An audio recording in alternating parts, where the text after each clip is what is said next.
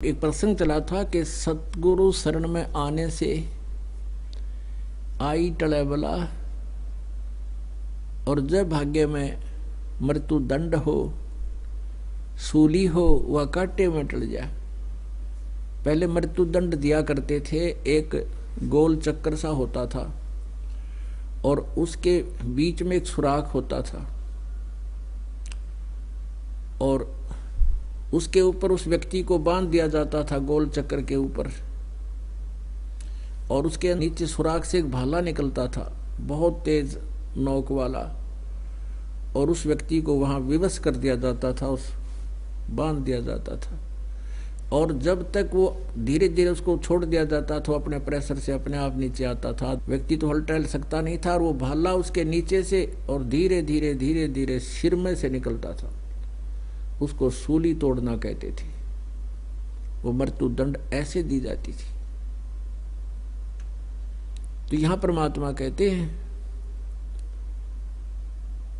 कि संत शरण में आने से आई टले बला और जय मस्तक में सूली होवा काटे में टल जा। आपने ऋग्वेद मंडल नंबर 9 और सूक्त नंबर 1 का मंत्र 8 और 9 में बहुत बार दिखाया है, फिर आने पर समय आने पर दिखाएंगे। उसमें क्या लिखा है कि वो परम अक्षर ब्रह्म पूर्ण परमात्मा, ये वेद ज्ञान दाता भी वही है जिसने गीता ज्ञान दिया। ये ब्रह्म सरपुरुष है। तो सरपुरुष कह रहा है कि वो परमात्मा 3 प्रकार से शरीर धार करके लीला करता है, 3 प्रकार के शरीरों में लीला करता है। एक रूप में तो वो सतलोक में रहता है, ऊपर के लोकों में, तीनों लोक, 4 लोकों में, सतलोक, अलखलोक, अगमलोक और अकैलोक में। वहां तो उस परमात्मा के शरीर की इतनी शोभा है जैसे एक रोमकूप में करोड़ सूर्य मिला दे, करोड़ चंद्रमा, तो भी परमात्मा के एक रोमकूप की रोशनी अधिक है। और वो ट्रिपल रोल करता है, ट्रिपल। और दूसरे प्रकार का शरीर वो धारण करता है जैसे प्रत्येक युग में एक नवजात शिशु का रूप धारण करके, और उसका विधान है कि वो सरोवर के ऊपर वहां पर आकर के प्रकट होता है कमल के फूल पे, और वहां से कोई निसंतान जो पहले से संस्कारी होते हैं, जिन अच्छी आत्माओं को परमात्मा आके मिलता है, जैसा ऋग्वेद मंडल नंबर 9 सूक्त नंबर 86 के मंत्र 26-27 में, ऋग्वेद मंडल नंबर 9 सूक्त नंबर 82 के मंत्र 1, 2, 3 में, और भी अनेक स्थानों पर यही प्रमाण दिया है कि वो परमात्मा गति करके आता, सतलोक से चलकर आता है और वहां से चलकर यहाँ अच्छी आत्माओं को प्राप्त होता है। तो उन अच्छी आत्माओं को मिलता है कमल के फूल शिशु रूप धारण करके, छोटे बालक का, नवजात शिशु का। और फिर वो धीरे धीरे जब बड़ा होता है तो फिर उसी छोटे ही समय से, यानी जब पैरों चलन लग जाता है उसी समय से वो बोलना शुरू कर देता है और अपने ज्ञान का प्रचार शुरू कर देता है। ये तो उसकी दूसरी सतीथी हुई लीला करने की, यानी डबल रोल। अब ट्रिपल रोल कौन सा है कि वो परमात्मा कहीं भी कभी किसी साधु संत के रूप में प्रकट होकर और कुछ समय अतिथि की तरह रुकता है। ये दोनों सतिथि जो सेकंड और थर्ड टाइप की हैं, ये अतिथि रूप की ही होती है उनकी, कुछ समय आते हैं यहाँ पर। तो तीसरे प्रकार की जो लीला वो परमात्मा करते हैं, उस लीला के करते हुए परमात्मा कहीं किसी नगर के बाहर, गांव के बाहर एक कुटिया छाकर रह रहे थे, और परमात्मा वहां से निकल जाते थे, क्योंकि पहले आज वर्तमान की तरह कोई ये ऐसा कोई साधन तो था नहीं वे कितने वेरीफाई करने ये संत कहाँ रहता है। जैसे अब तक मोबाइल है, 2 मिनट में पता कर सके ये आदमी कहाँ से आया और कहाँ का रहने वाला, जो अपना एड्रेस तो बता देता है। तो ऐसे परमात्मा कबीर देव जी पूर्ण परम अक्षर ब्रह्म वहाँ एक कुटिया छाकर रहते थे और वहाँ 1 महीना रुकते थे।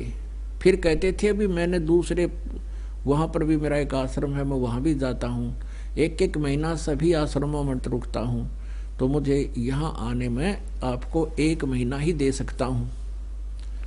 तो वो 1 महीना जब आते थे तो वहाँ जैसे भी 20-30 भक्त उनके शिष्य थे, ऐसा छोटे छोटे गांव होया करते, को 40 घर का, कोई 50 घर होते थे, किसी में झोपड़ियाँ सी होती थी, पुराने समय की बात है। तो उस समय वो परमात्मा वहाँ 1 महीना आकर एक संत वेशभूषा में रहा करते थे, उपदेश देते थे, उनका कल्याण करते थे। बड़े दयालु हैं वो, जगह जगह आकर अपनी पुण्यात्माओं को संभालते रहते हैं और उनसे शुभ संस्कार बनवा जाते थे। उनको ये तो पता था कि ये लोग अभी ज्ञान को नहीं समझ सकेंगे, क्योंकि तत्व ज्ञान तो सदग्रंथों उसके आधार से ही सामने आएगा। तो परमात्मा कलयुग के भी इस प्राइम टाइम आपको पहुंचाने के लिए रह रह कर कहीं कहीं मिलते रहते और आपके पुण्य करवा जाते थे, जिससे आपको मनुष्य शरीर भी मिलता रहा। तो ऐसे ही परमात्मा वहां लीला कर रहे थे। उस नगर के 10, 20, 30 जितने भगत थे, 15 थे या 20 थे, उन्होंने अपने वो जब संत जी वहां आते थे, 1-2 उनका शिष्य होता था, तो उन सब के भोजन की व्यवस्था उन्होंने अपनी पारी बांध रखी थी, टर्न वाइज करते थे। जैसे एक दिन एक परिवार भोजन कराएगा सबको, सुबह भी शाम भी, और अगले दिन दूसरा परिवार कराएगा उपदेशी, नेक्स्ट डे दूसरा कराएगा। तो ऐसे किसी एक भगतमती की पारी आ गई और उसने खीर बनानी होती है, क्योंकि गुरुदेव का बहुत दिनों में जो है दाव लग गया हमारा अपने सेवा करने का, बढ़िया भोजन बना के ले जाते थे। तो खीर बनाना अनिवार्य था। उसका दूध फट गया। अब दूध फट जाने से चिंतित हुई। उसने देखा एक पड़ोस के अंदर एक बहन है, विधवा है, नाम उसने उपदेश नहीं ले रखा था। उसके पास गाय थी, दूध था, उसके पास गई। अब जाते ही कोई वस्तु मांगनी होती है तो एक औपचारिक वार्ता प्रारंभ होती है, कुशल मंगल पूछा जाता है। वो बहन गई, उसने आदर सत्कार से बैठाया कि बैठ जा बहन। तो उस बहन ने पूछा, जो उपदेशी थी, कि बहन कुशल हो?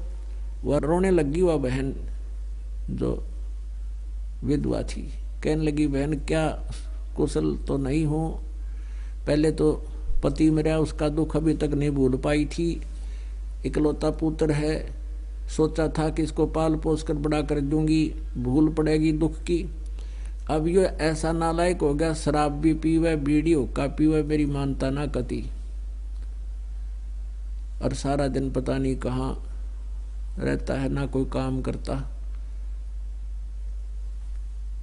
यूं कहकर वो रोने लगी। तो उस बहन ने कहा कि जो उपदेशी थी कि बहन बात सुनो, आप यहाँ सारा दिन चिंता में रहती हो, आप कुछ देर हमारे साथ सत्संग में चला करो। गुरुजी सत्संग करते हैं इस दिन को, यानी 1-2 घंटा डेली सत्संग करते हैं, 4 बजे से तू चला करे। तो कहने लगी, बहन मैं नहीं जा सकती सत्संग में। क्यों नहीं जा सकती? क्योंकि पहले तो मैं विधवा, और यदि मैं घर से बाहर जाऊंगी तो सबकी नजर मेरे ऊपर होती है, ये कहाँ जा रही है, और तुम्हारे तो पति हैं बहन, तुम्हें तो कोई टोक नहीं सकता, मैं नहीं जा सकती। तो उस बहन ने काफी कुछ समझाने की चेष्टा की, नहीं मानी वह। फिर प्रार्थना की कि बहन ऐसे ऐसे मैंने अपने गुरुदेव का आहार कराना था, मेरी पारी थी, मेरा दूध फट गया, खराब हो गया, और दूध दे दे मुझे, तेरा उधारा दे दूंगी, कल दे दूंगी, मैंने खीर बनानी है। तो उस बहन ने दूध निकाल कर बाल्टी में रख ही रखा था, न्यू का न्यू, वो सारा का सारा उसके पात्र में डाल दिया, अकले जब। अब उस उपदेशी बहन ने कहा कि कुछ तो रख ले तू, अकना सारा ले जा, और मेरा भी पुण्य में लाग जाएगा कितने। अब इस बात से वो भी बड़ी प्रभावित हुई। वो बहन उपदेशी थी कि इस तरह तो मैं भी दूध ना दे सकती, मैं तो नाम ले रही हूँ, जिस तरह इसने यह तो है तो पुण्यात्मा, पर बिचल गई है यहाँ पर बिना ज्ञान के। तो वो दूध लेगी, खीर बनाकर संत भक्तों को खिला दिया। अब पुण्यात्माओं यहाँ से शुभ कर्म शुरू हो गए उसके। अब उस बहन ने सोचा, उपदेशी ने, कि यह है अच्छी आत्मा, जब इसका इतनी सेक्रीफाइस, इसके अंदर इतना ये हिम्मत करती है, इसने सारा दूध निकाल कर दे दिया, आप भी नहीं रखा। तो फिर वो धीरे धीरे वहाँ जान लग गई, उसको चर्चा सुनावे। बेबे न्यू है, भगवान की भक्ति की कथा लोग सत्संग में सुनकर जाती, उसके पास चर्चा कर दे, वह 10 मिनट 20 मिनट जैसा आध घंटा घंटा बड़ा खूब सुनने लगी। धीरे धीरे वह 2-2 3-3 घंटे सुनने लगी। फिर प्रार्थना की उस बहन ने कि आप नाम लो, वहाँ रहोगे तो आपकी टेंशन भी खत्म होगी, दिमाग में हर समय आपके यही बात बनी रहती है, आपका जीवन का उद्देश्य ही खत्म हो चुका है, जिस तरह आप सोच रहे हो हाँ बिल्कुल हो चुका है। मालिक कहते हैं, सौछल सीधर मैं करूं अपने जन के काज, और कहते हैं कबीर कमाई आपनी कदे न निष्फल जा, 7 समुद्र आडे पड़वा मिलाएगा हुआ। वो पुण्य उसने शुरू किया था, उसी का प्रतिफल मालिक ने देना शुरू किया। उसके अंदर प्रेरणा की, करे करावे साइया मन में लहर उठा, और दादू सदर जीव का वो आप बगल हो जा। वो बहन कहने लगी, मैं चलूंगी तुम्हारे साथ, सत्संग तो जरूर सुन के आऊंगी, नाम तो मैं ले नहीं सकती। दिन में सत्संग था तो वो चली गई। सत्संग छोड़ने के बाद पुण्यात्मा पे फिर कहाँ रुका जाता है। वो कहने लगी, बहन मैंने तो नाम दिला दे, मैंने तो खाम का जीवन व्यर्थ कर दिया, ये डले डोलिए सारे, बता के खट्टा मन इस जीवन में। जवान अवस्था में पति मर गया, एक पुत्र पास करी थी, आज ये पुत्र हाथ ला रहा, इसकी चिंता मेरे मन से निकलती नहीं, और मैं तो नाम लूंगी, पीछा छुटवाऊंगी। जन्म और मरण के चक्कर तेता संग जन्म हो गए, धक्के खाता न, जैसा गुरुजी बता रहे।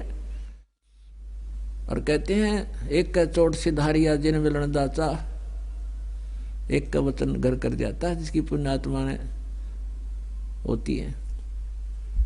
नाम ले लिया, सत्संग में जाना शुरू कर दिया। फिर एक दिन उसको भी प्रेरणा हुई कि मैं भी गुरुदेव को भोजन कराऊं, लेकिन वहां पारी बंद गई थी सबकी। 2-3 से प्रार्थना की कि मुझे एक दिन का समय दे दो, तो वो कहने लगे नहीं, हमारा तो मुश्किल से दाव लग गया, हम अपना एक दिन नहीं दे सकते आपको। तो उस बहन जो उसको लेकर गई थी सत्संग में, जिसको दूध मांगा था उधारा, उससे प्रार्थना की। उसने खुद ही कहा, बहन तू मेरे एक टाइम की सेवा तू ले ले, एक समय की मैं कर लूंगी, क्योंकि वो संत 1-2 महीने वहां रुका करते थे, और ऐसे घर होते थे 15-20 उपदेशियों के। तो उस बहन ने फिर एक शाम की सेवा दे दी उसको, कि शाम की सेवा तू कर ले। उस बहन की खुशी का ठिकाना नहीं। गुरुदेव के लिए भोजन तैयार करूंगी, भोजन सब्जी बनाई, खीर बनाई, सारा भोजन तैयार कर लिया। उसी समय उसके ऊपर क्या रजा हुई, बुखार हो गया उसके, और इतना तेज बुखार हो गया कि वह सारी कांपे। भोजन तैयार हो गया, जान की हिम्मत नहीं, और बाकी सब जा लिए वहां दोस्त गुरुदेव के दर्शनार्थ जाया करते थे। उसने सोचा अब क्या बनेगी, गुरुजी भूखे बैठे हैं संत, और मैं जा नहीं सकती। इतने वो पुत्र आ गया। वो जल्दी क्यों आ गया, उस दिन उन्होंने स्कीम बनाई कि अभी रात्रि के समय और राजा के घर पर चोरी करेंगे। वो चोरों के ग्रोह से मिल चुका था, और जल्दी भोजन खा के तुम वहां आ जाइए। कोई स्थान निहित कर लिया उन्होंने कि रात को 1 बजे 12 बजे सब सो जाते हैं, और राजा के महल में चोरी करेंगे। वहां रानियों के हार 1-1 लाख रुपए के होते हैं, और सेठ हो जावांगे और न्यू बनावांगे, वो शेख चिल्ली होगी। तो इसलिए जल्दी आ गया कि भोजन खा के जल्दी पहले जा बैठूं वहां पर, कहीं पीछे ना रह जाऊं। उसकी माँ ने कहा कि बेटा मेरा एक काम कर दे, तो ऐसे ऐसे मैंने उपदेश ले रखा है, और आज मेरी पारी थी और भोजन बना दिया, मेरा बुखार बन गया बेटा देख। अब उसने देखा, हाथ पकड़ा, आपका तो बहुत ज्यादा तेज बुखार है, तो इसलिए मैं आपसे प्रार्थना करी हूँ बेटा, आप ये आहार मेरा भोजन गुरुदेव को पहुंचा दे आश्रम में। तो उसने सोचा तू आश्रम में जाओगा 8 बज रहे हैं, आओगा इतने 10 बज जाएंगे, एक दे तू पीछे ना रह जा और तेरा नंबर कट जा, उस 1-1 लाख के हार ना मिल रहे। तुरंत मना कर गया, ने बोला नहीं मैं नहीं जाऊंगा उसमें, और तो भी मत जाया कर, माँ तेरे बारे में पता नहीं दुनिया क्या क्या कहती है। यानी 100 बातें सुना दी। और वह माई रोने लगी, बहुत बुरी तरह रोने लगी। वह कहने लगी बेटा आज के बाद तुझे कोई काम नहीं कहूंगी, तू मेरा यूं कार्य कर दे, आज कर दे तो किसी तरह। तो उसने सोचा अब घनी देर रोएगी, चलो कहने लगा अल्लाह माँ दे। उसने सोचा तू फटाफट देगा आ जाइए। अब उस माई ने तैयार कर रखा था, वो लेकर भोजन चला गया। और वो बहन जब गुरुजी के पास जाती थी एक का प्रार्थना करा करती, गुरुदेव वो लड़का मेरे वाला बहुत दुखी करता है, शराब पीता है, बीड़ी पीता है, काम करता नहीं, और मैं थोड़ा बहुत कमाती हूँ उसमें से पैसे ले जाता है। उसको भी शरण में लो प्रभु, उसको भी शरण में लेना दाता, उसको सद्बुद्धि देना। अब ये प्रार्थना वो बार बार रो रो कर कराया करती थी। परमात्मा गुरुदेव कहते थे बेटी तू अपनी भक्ति करती रहे, कभी सुनेगा भगवान तेरी, पर श्रद्धा से लगी रहे, आन दे टाइम। अब वो लड़का भोजन लेकर पहुंचा, पूछा वहां 10-20 भगत बैठे थे कि गुरुजी कहाँ हैं, महाराज जी कहाँ हैं, कि भाई नहान गए हैं, स्नान करके आएंगे, बैठ जाइए यहाँ आएंगे और भोजन खाएंगे। इतने में महाराज जी आ गए, परमात्मा ही थे वो तो साधु रूप में, आकर बैठ गए और आके कहने लगे कि महाराज जी ये उसका लड़का आ रहा, रामो नाम था उसका, रामो का लड़का आया है और आपने दया कर दी। उन्हें सोची लड़का भी आ जाएगा तो समझो सद्बुद्धि आएगी इसको, और वो रोज प्रार्थना करती थी, आपने सुन ली उसकी, वो बेटा आ गया उसका, भोजन लिया आपका, ठीक है बेटा बड़ी अच्छी बात हुई, परमात्मा ने सुन ली उस बेटी की। बहुत दुखी थी वो, बहुत अच्छा हो गया कि कहाँ बुलाओ, उसको बुलाया, बैठा दिया। अब संत जी ने, परमात्मा ने सोचा था कि इस बच्चे को कुछ ज्ञान दे दूं, इसकी बुद्धि ठीक हो जा। खाना सामने रखा था, महाराज जी बताने लगे बेटा मनुष्य जीवन परमात्मा पाने के लिए होता है, भक्ति नहीं करते वो दुखी होते हैं, परमात्मा की भक्ति करनी चाहिए, सत्संग माया करे, उपदेश ले ले। वो लड़का कहता है बाबा जी भोजन खा ले जल्दी, मैंने जल्दी जाना है, मैंने तेरी शिक्षा की आवश्यकता नहीं मुझे। इतना बेहुदे ढंग से बोला तो महाराज जी ने सोचा तो सचमुच निकम्मा, वो बहन बेटी ठीक रोती है, इसको ये तो जमा पशु है। फिर अपना भोजन खा लिया। तो वो बैठा इसलिए रहा कि बर्तन लेकर जाने हैं, वो बर्तन लेकर और वो चल पड़ा। उसने तो वहां से खूब स्पीड जल्दी जल्दी चला, कदे लेट हो जा। 12 बजे पहुंचना वहां मंदिर में, वो जहां भी उन्होंने समय स्थान कर रखा था निहित, जहां से चोरी करने जाना था। अब वो जल्दी जल्दी आ रहा था, रास्ते में कांटा लग गया उसके पैर में, और कांटा लग के अंदर टूट गया। अच्छा बाहर मोटा लंबा बबूल की कीकर की सूल चल गई। अब वो इतना पैर में दर्द हो गया, उसका पैर टेके नहीं ढंग से, लंग करता हुआ घर पहुंचा और बर्तन मारे फेंक के रसोई में, और छत्ती सुनाई अपनी माँ तई कि आज के बाद भेजना, तू तेरे आश्रम में गया था जो मेरे पैर में कांटा लग गया। उसने दुख इस बात का हो रहा कि तू अब जा नहीं सकता चोरी करने, और तेरे हिस्से के पैसे गए। तो वो पैर पकड़ के कहने लगा आज के बाद तू भी नहीं जाना, देख मैं गया था जब मेरे को ये कांटा लग गया, और मैं तो इधर मुंह करके भी ना सोऊं आज के बाद, और आप भी मत जाया करो वहां पर। अब वह माई फिर रो अपने कर्मों को, क्योंकि बिना ज्ञान के हम ऐसी स्थिति में आते हैं, हमें पता नहीं भगवान अब क्या करने जा रहा है। पुण्यात्माओं, जब आप परमेश्वर की शरण में आ गए और आपको कुछ भी हानि होती दिखे तो भी ऑब्जेक्शन नहीं करना चाहिए आपने, क्योंकि भगवान गलत कर नहीं सकते, परमात्मा कभी गलत नहीं कर सकते। जैसे हम ऑपरेशन थिएटर में चले गए, फिर डॉक्टर कुछ क्रिया करता है और हम उसको पूरा नहीं करने देते हैं, पीड़ा हो इंजेक्शन नहीं लगाओ उठ कर भाग लो, तो वो कैसे इलाज करेगा आपका? तो यहां आने से भी यदि कोई कष्ट आपको हो रहा है तो सूली की सजा कांटे में टलेगी आपकी, तो उसमें ऑब्जेक्शन नहीं होना चाहिए। ना परमात्मा को कोई उल्हाना देना चाहिए कि मैंने ये कर दिया और वो कर दिया, मुझे फिर भी हानि हो रही है, तो उसका भी कोई कारण है, वो आपकी बहुत बड़ी बला टाल रहे हैं भगवान। अब वो रो रही है कि भगवान इस नालायक के आज कांटा लगना था, इतना दुष्ट है, ना यू खुद जावे ना मन न जान दे आज के बाद। ये भगवान देख मेरे किसी फूटे भाग हैं, आज ही सत्संग में गया था, अभी नो कह तेरे सत्संग में जाने से मुझे ये हानि हुई है, तेरे गुरु के दर्शन करने से आज मुझे ये कांटा लगा मेरा बहुत। वो तो नहीं सोच रहा था मेरा तो नाश हो गया क्योंकि पैसे ना मिल रहे। अब परमात्मा क्या खेल खेलता है उस तक हमने उसने अपना ऑपरेशन करने दो, तुम छोटी मोटी कठिनाई आती है ही बे, तो महसूस न करना कि भगवान जो आप करोगे ठीक का होगा दाता, आप गलत कर ही नहीं सकते, ये भावना आपकी बनी रहनी चाहिए, तो परमात्मा का ऑपरेशन पूरा होगा। अरे छोटा सा कोई नाम ले रखा है, छोटा सा कष्ट आएगा, नाम छोड़ गए तो फिर रह गया दूर, आप तो ऑपरेशन थिएटर में दबाज गए उठ के, वो भयंकर रोग बन जाएगा कभी ना कभी। वह माई फिर रोआ बुरी तरह कि यो के करा भगवान, ये भगवान आपने ऐसा नहीं करना चाहिए था, ये तो आश्रम में जाएगा नहीं, ये कैसे सुधरेगा। तो पुण्यात्मा हमारा तो ऐसा स्वभाव हो गया जैसे ऊंट का होता है, ऊंट के ऊपर कोई सामान रखते हैं ना बैठाकर, तब भी वो रोता है आ सोचा मार गिरा मत है, और जब उसके ऊपर से उतारते हैं तब भी वो ऐसे ही करता, बहुत बुरा कर दिया मेरी गेला।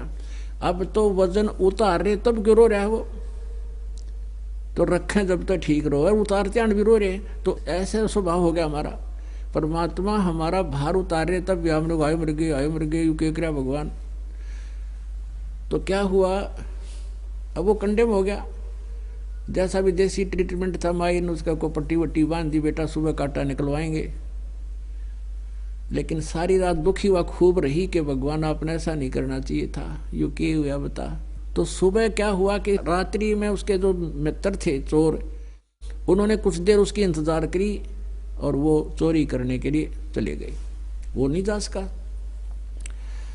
अब राजा के महल में चोरी करने का प्रयत्न करने लगे, वो पकड़ लिए, वो तो रात्यन कर दिए पेश। राजा से कहा कि भगवान ये ऐसे खूंखार हैं, जब राजा के चोरी और डाका डालना चाहते हैं तो आम जनता को यह क्या बख्शेंगे, ये बड़े भयंकर खूंखार डाकू और चोर हैं। राजा ने कह दिया इनको सजा सूली की सुना दो। वो 4-5 थे, उन सारों को सूली की सजा सुना दी। और उसके साथ एक और एडवर्टाइजमेंट किया करते थे, उनको गांव नगर में घुमाया करते थे आसपास के, ताकि औरों को भी ये भय बने कि इन्होंने क्या दोष किया है, क्या अपराध किया, इसको क्या सजा दी जा रही है। तो इस तरह वो सजा उसकी गले में लटका दिया करते, पंपलेट बना के उन पर लिख दिया जाता था इस व्यक्ति ने ये अपराध किया जिस कारण से इसको आज ये सजा मिलने जा रही है। वो तो गले में डाल दिया और आगे आगे बैंड वाला चलता था, एक बाजा बजाता हुआ, ढोल पीटता हुआ चलता था। तो उस तरह का जो बाजा ऐसे बजता हुआ आता था, तो घर से निकल निकल कर सब देखा करते थे किसने क्या अपराध किया है। वो माँ ने सुबह उसके पैर से कांटा निकलवा दिया और उसके पट्टी ड्रेस कर रखी। वो दोनों माँ बेटा भी बाहर गली में खड़े हो गए अपने घर के सामने, और उधर से वो आ रहे थे और पुलिस वाले उनसे कह रहे थे तुम बोलो, हम अपराधी हैं, हमने राजा के डाका डालने की सोची थी, चोरी करने की प्रयत्न किया, आज हमें शाम को सूली तोड़ा जाएगा, कोई सुनता हो हमारी तो ऐसा अपराध कोई ना करियो। ये उनसे कल वाजा रहा था और घुमा रहे थे। अब उस लड़के ने भी देखा कि ये तो वो मित्र हैं आपके, और उसके मन में आया कि हे परमात्मा, यदि कल कांटा ना लगता तो मैं भी इनके साथ होता और मुझे भी आज सजा मौत होती। अब फिर सोचता हूँ बालक नादान रोता है, भगवान मेरी तो मौत होती, मेरी माँ का क्या हाल होता मेरे पीछे से, अकेली है, कोई बहन नहीं, कोई भाई नहीं, कोई इसका और पति नहीं, मेरा पिता नहीं। तो वो जब माँ तो ये देखकर अंदर आने लगी तो जाके अपनी माँ के सीने से लग कर वो लड़का बुरी तरह रोने लग गया। उसकी माँ ने कहा, बेटा अब क्यों रो रहा है, तेरा पैर का कांटा भी निकलवा दिया, अब क्यों रो रहा है। तब उसने कहा कि माँ,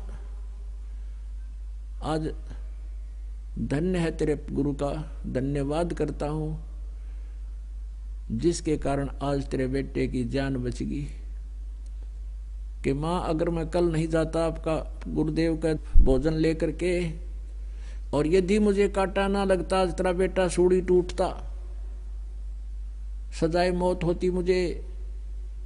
तो माँ ने कहा, बेटा मेरा नालायक, ये बात क्यों बोल रहा है, तो मुंह बंद कर अपना, मेरा बेटा क्यों सूढ़ी टूटता, मेरा बेटा कौन सा चोर थोड़ा ही है। तो उसने कहा कि माँ, तेरा बेटा चोर भी था, मैं चोरी भी करता था और मैं इनके साथ जाना था। तो वह माँ रोने लगी, रे निकम्मे, तो चोर भी हो गया था। कहा, माँ मैं चोर भी हो गया था, और आज से मैं कसम खाता हूँ कभी कुछ भी अपराध नहीं करूँगा, और आपके गुरुजी से मैं चलकर उपदेश लूँगा, मेरी जीवन रक्षा हुई है। तो पुण्यात्माओं, करे करावे साइया मन में लहर उठा, और दादू से दरजीव के आप बगल हो जा। कबीर साहब कहते हैं, सो छल छिदर मैं करूं अपने जन के काज, ना जाने के कारण बना दूं उसको अपने चरणों में लेने के लिए। तो ऐसे सतगुरु शरण में आने से आई टले बला, जब भाग्य में मौत हो वह काटे में टल जा। पुण्यात्माओं, ये कथाएं नहीं है, ये सच्चाइयां हैं। करके देखो इस परमात्मा के ऊपर विश्वास करो, कबीर भगवान पर। ये परम अक्षर ब्रह्म है, सारी सृष्टि के मालिक है।